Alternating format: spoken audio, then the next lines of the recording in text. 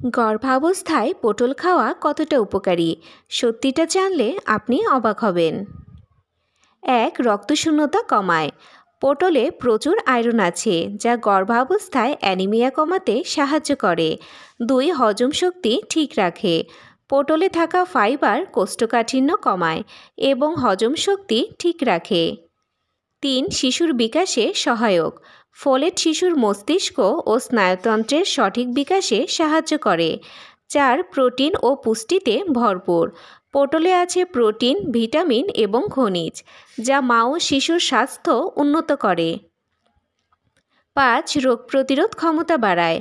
পটলে থাকা vitamin C ও antioxidant immunity বাড়ায়।